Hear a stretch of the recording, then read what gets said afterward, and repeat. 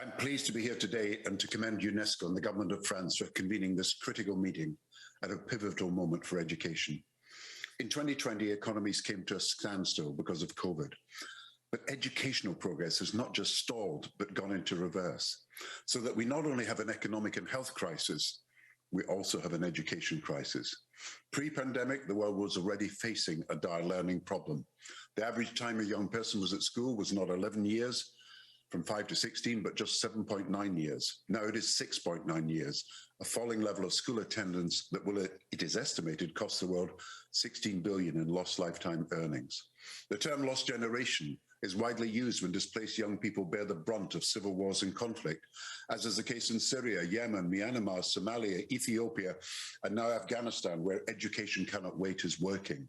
But today, the term lost generation resonates worldwide, as more than 1.6 billion children in 188 countries who were deprived of months of schooling now struggle to catch up. And these losses could permanently scar this generation. And yet at a time when we need to do more, education is being given less, and donor and domestic budgets are sadly being reduced.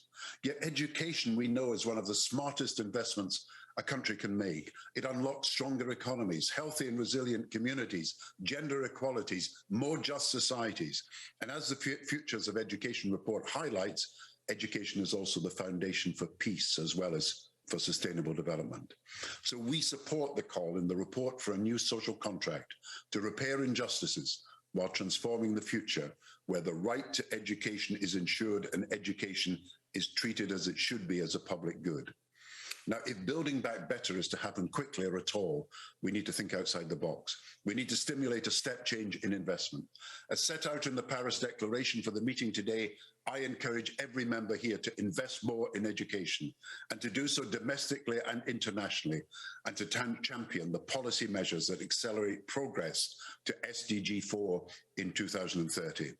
Countries must prioritize education expenditure as a vital component in pandemic recovery efforts. We must grow public revenues wherever possible and use them for education. Target public expenditure on those left furthest behind and ask donors to support this.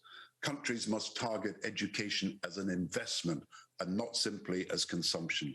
Additional public finance can be harnessed through action on debt relief, humanitarian assistance to help the refugees and displaced students by using special drawing rights from the IMF and by stalling illicit financial flows. And we must continue to reach for aid to get to 0.7% of donor GNP for international aid generally. And we must also adopt innovative approaches to education financing that make aid go further and leverage up more money, as proposed in the International Finance Facility for Education. Coordination and collaboration among donors has never been more important. On behalf of the co-chairs of the Global Education Forum, we look forward to more multilateral approaches to funding global education.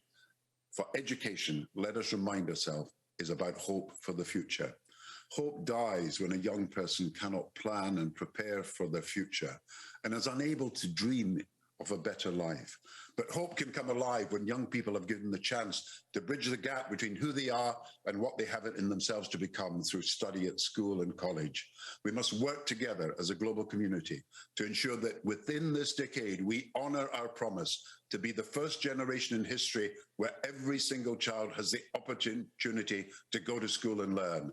And where instead of developing only some of the potential of some young people in some of the world's countries, we develop all the potential of all young people everywhere. Thank you.